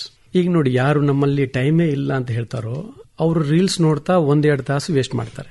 So it's basically A choice. ಈಗ ನೋಡಿ, it is all about time management. ಹಾಗಾಗಿ ಯಾರಿಗೂ ಮಾಡಬೇಕು ಅಂತ ಪ್ರಬಲವಾದ ಇಚ್ಛೆ ಯಾರಲ್ಲಿ ಇದೆಯೋ ಅವರು ಕುಕಿಂಗ್ ಮಾಡ್ತಾ ಕೂಡ ಮಾಡಬಹುದು. ಒಂದ್ ಕೈನಲ್ಲಿ ಮುದ್ರ ಹಾಕೊಂಡ್ಬಿಟ್ಟು ಇನ್ನೊಂದು ಕೈನಲ್ಲಿ ಕುಕಿಂಗ್ ಮಾಡಬಹುದು. So it's a matter of choice. ಇದರಲ್ಲಿ ನಾವು ಟೈಮ್ ಮ್ಯಾನೇಜ್ಮೆಂಟ್ ಅನ್ನ ನಾವು ಏನಾದ್ರೂ ಸರಿಯಾಗಿ ಮಾಡ್ಕೊಂಡ್ಬಿಟ್ರೆ ವಿ ಕ್ಯಾನ್ ಅಕಾಂಪ್ಲಿಷ್. ಇದರಲ್ಲಿ ಪರ್ಫೆಕ್ಷನ್ ಅನ್ನೋ ಸ್ಟೇಜ್ ಅನ್ನೋದು ಯಾವುದೂ ಇಲ್ಲ. It is progressive. You keep moving, you keep moving, you keep doing. It's a matter of personal choice. ಮಾಡಬೇಕನ್ನೋ ಅಂತ ಪ್ರಬಲವಾದ ಇಚ್ಛೆ ಇದ್ರೆ ನಾವು ಏನ್ ಬೇಕಾದ್ರೂ ಮಾಡಬಹುದು. ಅಗೇನ್ ಈಗ ನಾವು ಟ್ರೆಡಿಷನಲ್ ಪರ್ಸ್ಪೆಕ್ಟಿವ್ ಲಿಂದ ನೋಡಿದ್ರೆ that is not the way. ಯಾಕಂದ್ರೆ ಪ್ರತಿಯೊಂದು ಸ್ಥಿತಿನಲ್ಲಿ ಕೂಡ you have to maintain that posture, you have to maintain that breathing. Inhaling, exhaling ಮತ್ತೆ ಹೋಲ್ಡಿಂಗ್ ದ ಬ್ರೆತ್ ಅನ್ನೋದು ಇದು ತುಂಬಾ ಇಂಪಾರ್ಟೆಂಟ್. ಫಿಸಿಕಲ್ ಸ್ಟ್ರೇನ್ ಬರಬೇಕು ಅಂತಂದ್ರೆ ನಾವು ಫಾಸ್ಟ್ ಆಗಿ ಮಾಡೋದು ಅಂತಂದ್ರೆ that is not the traditional way. But ಇದನ್ನ ಒಂದು ಎಕ್ಸರ್ಸೈಸ್ ರೂಪದಲ್ಲಿ ನಾವೇನಾದ್ರೂ ನೋಡಿ ನಾವು ಮಾಡ್ಲಿಕ್ಕೆ ಮಾಡಿದ್ರೆ you can do it. But that is not the traditional way. ಹಾಗೆ ನಿಮಗೆ ಸ್ವೆಟಿಂಗೇ ಆಗಬೇಕು ಅಂತಂದ್ರೆ better use a stair climber ಅಥವಾ ಒಂದು ಎಲಿಪ್ಟಿಕಲ್ ಕ್ರಾಸ್ ಟ್ರೈನರ್ ಅಥವಾ ಯೂಸ್ ಅ ಟ್ರೆಡ್ಮಿಲ್ ಅಥವಾ ಸೈಕ್ಲಿಂಗ್ ಆಗಲಿ. ಅದು ಕುಂತಿದ್ದ ಪ್ಲೇಸ್ ನಲ್ಲೇನೆ ಮಾಡಬಹುದು ತಾನೆ. ಸೊ ನಾನೇನ್ ಹೇಳ್ತೀನಿ ಅಂದ್ರೆ ಯು ಡೋಂಟ್ ಮಿಕ್ಸ್ ಅಪ್. ನಿಮ್ಗೆ ಏನ್ ಬೇಕು ಅನ್ನೋದು ಅದು ಮುಖ್ಯ ಉದ್ದೇಶ. ಈಗ ಫಾರ್ ಎಕ್ಸಾಂಪಲ್ ಫ್ಯಾಟ್ ಲಾಸ್ ಅನ್ನೋದು ಒಂದು ಮುಖ್ಯ ಉದ್ದೇಶವಾಗಿದ್ರೆ ಫ್ಯಾಟ್ ಲಾಸ್ ಎದುರ್ಲಿಂದ ಆಗುತ್ತೆ ಆ ಆಕ್ಟಿವಿಟಿ ಮಾಡಿ. ಮನಃಶಾಂತಿ ಬೇಕು ಅಂತಂದ್ರೆ ಯಾವ ಆಕ್ಟಿವಿಟಿ ಮಾಡೋದ್ರಿಂದ ಮನಃಶಾಂತಿ ಸಿಗುತ್ತೋ ಅದನ್ನ ಮಾಡಿ. ಮಿಕ್ಸಪ್ ಮಾಡಬೇಡಿ ಅಂತ ಹೇಳೋದು ನಾನು. ಆಕ್ಚುಲಿ ಯೋಗಶಾಸ್ತ್ರದಲ್ಲಿ ಆ ಈಶ್ವರನಿಗೆ ಇನ್ನೊಂದು ಶಬ್ದ ಏನಂದ್ರೆ ಓಂಕಾರ.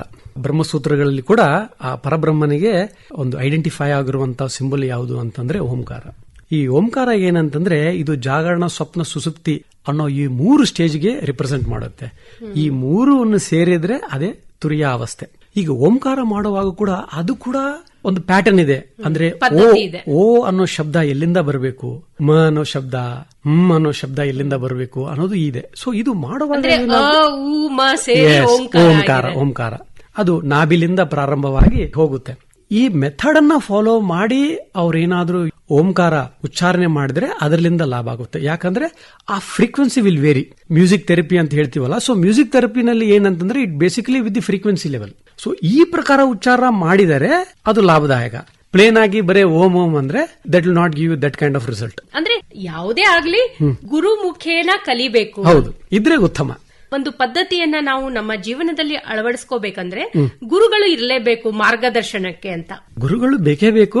ಒಳ್ಳೆದು ರಾಘವೇಂದ್ರ ಅವರೇ, ಕ್ರೀಡೆಯಾಗಿ ಯೋಗ ವಿಷಯದ ಕುರಿತು ಒಳ್ಳೆಯ ಮಾಹಿತಿಯನ್ನ ಇಲ್ಲಿವರೆಗೆ ನೀವು ನಮ್ಮ ಕೇಳುಗರಿಗೆ ಕೊಟ್ರಿ. ಧನ್ಯವಾದಗಳು. ನಮಸ್ಕಾರ. ನಮಸ್ಕಾರ. ಕ್ರೀಡೆಯಾಗಿ ಯೋಗ ವಿಷಯದ ಕುರಿತು ಅಂತಾರಾಷ್ಟ್ರೀಯ ಕರಾಟೆ ಪಟು ಹಾಗೂ ಯೋಗ ತಜ್ಞರಾದ ಡಾಕ್ಟರ್ ಪಿ ರಾಘವೇಂದ್ರ ಅವರೊಂದಿಗಿನ ಸಂವಾದವನ್ನ ಕೇಳಿದ್ರಿ. ಇವರನ್ನ ಮಾತನಾಡಿಸಿದವರು ಭಾರತಿ ನಾಗರಮಠ್. ನಿರ್ವಹಣೆ ಜ್ಯೋತಿ ದಾಸ್. ಇದಾಗಿತ್ತು ಕ್ರೀಡಾಲೋಕ ಕಾರ್ಯಕ್ರಮ. ರಾಜ್ಯವ್ಯಾಪಿ ಪ್ರಸಾರವಾದ ಈ ಕಾರ್ಯಕ್ರಮ ಆಕಾಶವಾಣಿ ಬೆಂಗಳೂರು ಕೇಂದ್ರದ ಕೊಡುಗೆ.